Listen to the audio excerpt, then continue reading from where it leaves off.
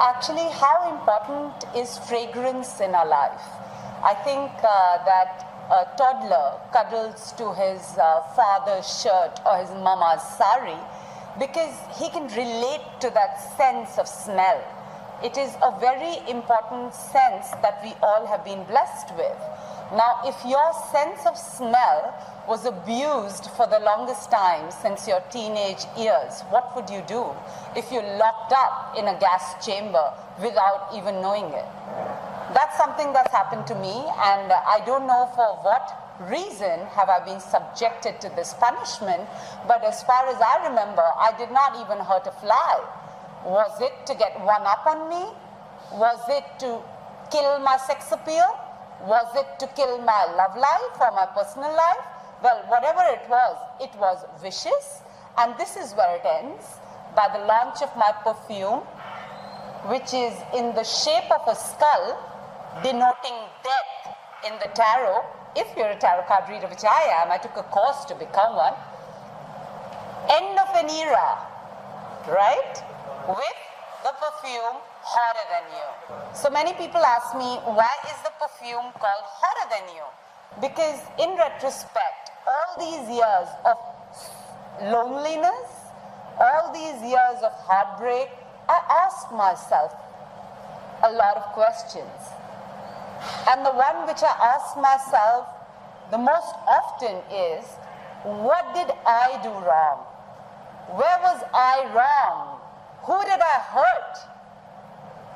Was I wrong to have pursued a career I was pursuing since school, which was of an anchor and a model? Is that why I was not allowed to graduate to anything but an anchor and a model? By being given the curse of gas? Straight up. No mincing my words. I don't want to disappoint my fans and my viewers. Well, I think the only fault was that I was hotter than you. Yeah, you got that right. Straight up on your face. Hotter than you, darling. And that's why I was subjected to this. Would you want to not enjoy a body you work so hard on in the gym, practice acrobatics, the whole world is aping you and making movies and making crores of it without acknowledging you, a life of absolute subjugation, servitude, and slavery for over a decade? Would you have survived it? And all-inclusive other fractures on the hand, on the foot, on the nose, and let's not forget the other diseases transmitted in an unconscious state. What did I do to deserve this? Did I go trampling on someone? No. I don't remember stealing anybody's movie. I don't remember stealing anybody's man. So why was I subjected to this? Perhaps I indeed was hotter than you. So that's why the name. And I've been traveling a lot to get rid of all these curses and tantric kriyas, which pretty much made me, suppress my sexual desires. I did not feel nothing. My friends used to say, are you a dyke? Are you a lesbian? I'm like, excuse me, I like men. I watch their photographs, I admire their smile, I admire the glint in the eye, I admire their bodies. But yeah, I don't feel nothing. Why was that? Because they paused me sexually. Why? Was I such a big threat? Oh goddamn, thank you for complimenting me for being a genius. It hurts. It hurts really badly. And I'll tell you why. I'm born of a very simple, Brahmin, old school family, and it was my father's dream to have married me before he passed away. Because he says that a Brahmin spirit does not get salvation until they marry off their unmarried daughter back on earth before they die. And he could not get that ultimate satisfaction because somebody was jealous, because somebody had me trapped. Can you get my father back to life and give me back my normalcy? No, you can't. So back off. This is where it ends. The celibacy, the solitude, the loneliness, the forced heartbreak. This is where it ends. I mean, this is extreme. Extreme. All I know is, since my teenage years, I've been single. Devoid of touch, devoid of intimacy, devoid of affection. And an unmarried girl obviously gets really close to her father. And even he was finished off recently. And as I saw my strong and electrifying personality father go through that electric cremation machine and turn into ashes, I realized life is not forever. And that's when I woke up and I said, I need to do something about it. And that's when I launched this perfume. Yeah, you know, with all my publicity contracts forcefully terminated so that I am left anonymous and have no sex appeal. With all the vicious rumors, it's in her genes. No, it's not in my genes. It's in the Stambhan Kriya you did at Rajrappa Mandir. All right?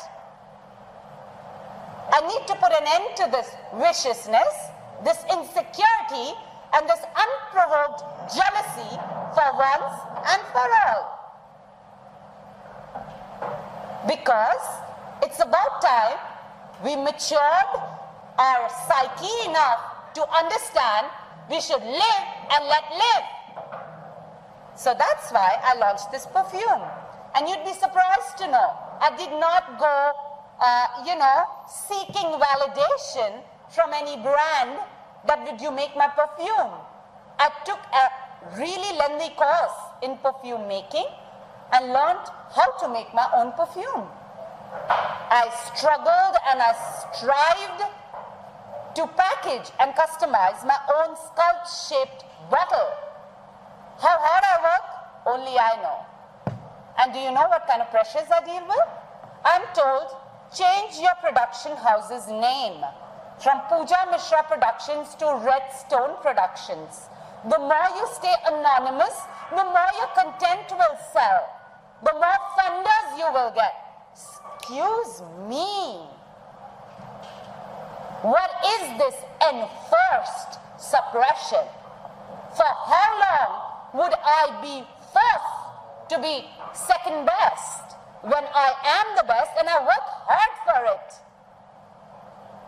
As far as my movie is concerned, would you imagine I approached all the award-winning biopic, screenplay and dialogue writers to write my film.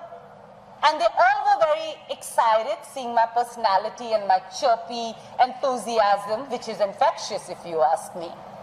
But they backed out at the end moment. Why?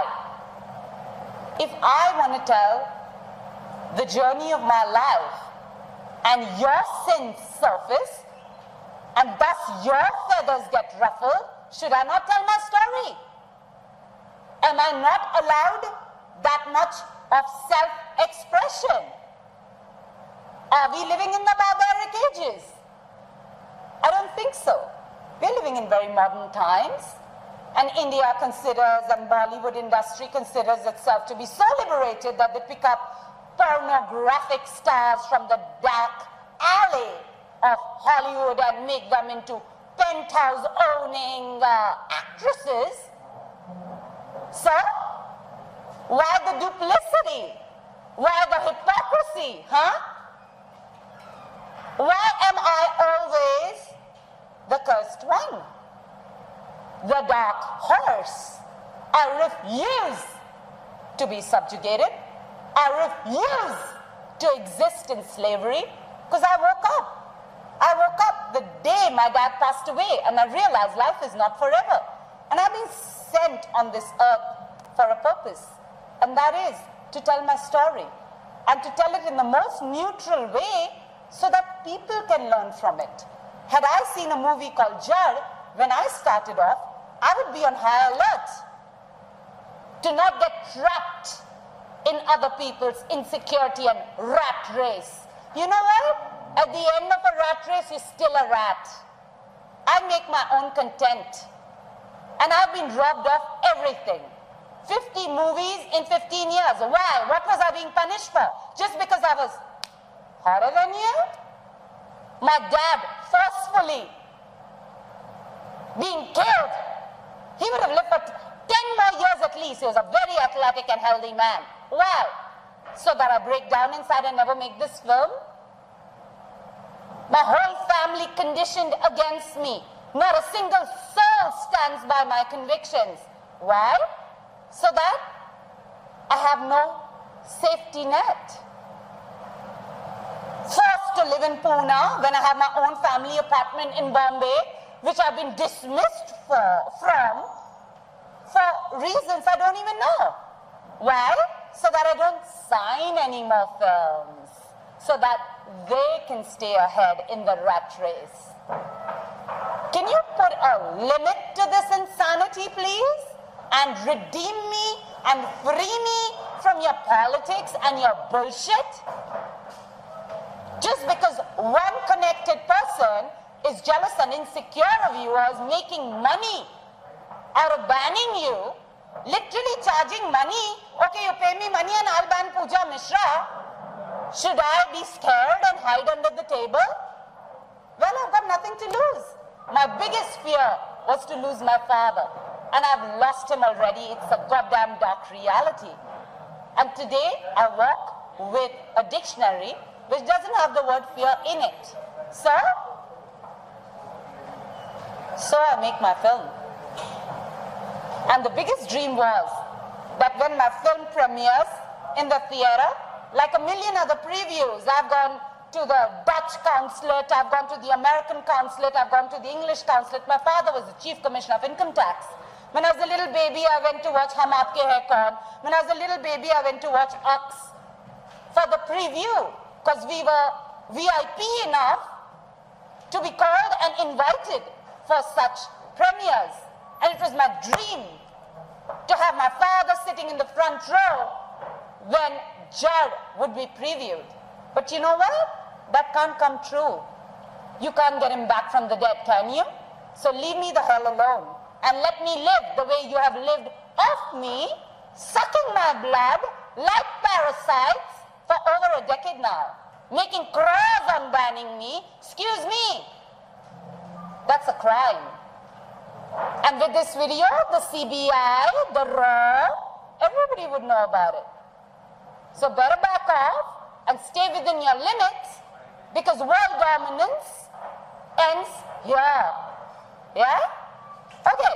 So yeah, I aired my trailer on my YouTube channel, and all the people, which is just a handful of people if you ask me, you know, who have supported me through my thick and thin. When I was in Big Boss, they were nominating me every week with the fear, oh, she'll sign movies.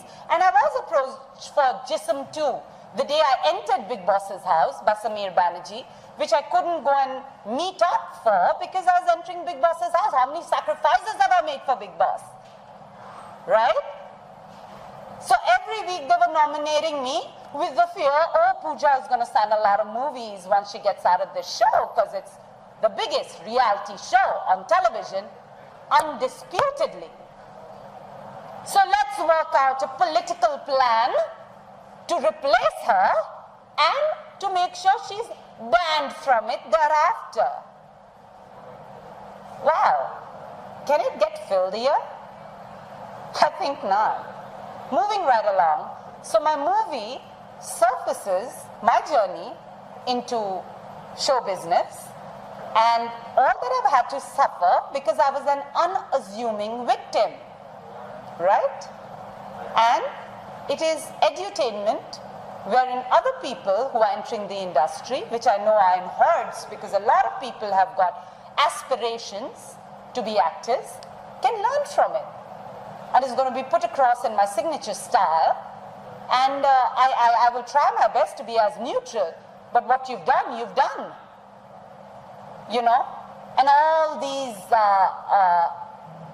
one-upmanship, all these restrictions, confinements, be damned.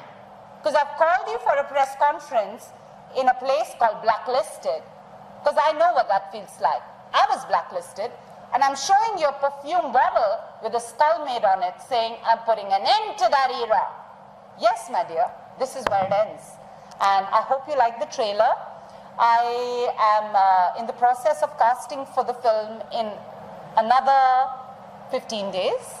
I would appreciate it for all the newcomers as well as experienced actors who can relate to the pressures I've been subjected to for no fault of mine, to please log on to my website, www.poojamisra.wixsite.com/reality-show, and give me a nudge.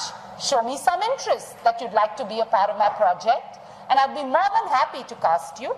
And while we are going to be casting a couple of freshers, we are also going to be filming a reality show called Spare Me the Crab Mentality, for which we have been awarded by the Delhi Education Society, because they felt that we were giving fabulous work opportunities to not only newcomers, but to also celebrities who are probably going through what I'm going through and are sitting back home.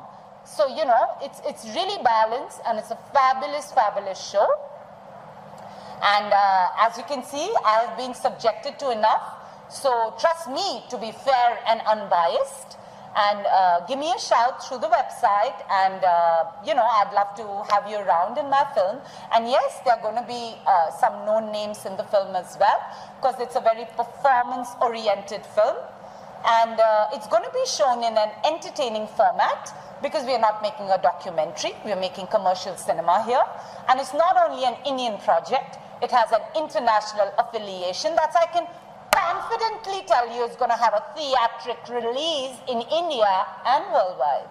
So all I want to say is goodbye to the ugly, the smelly and the bad, and hello to a new life, a more fierce, independent, forthright one. Cheers.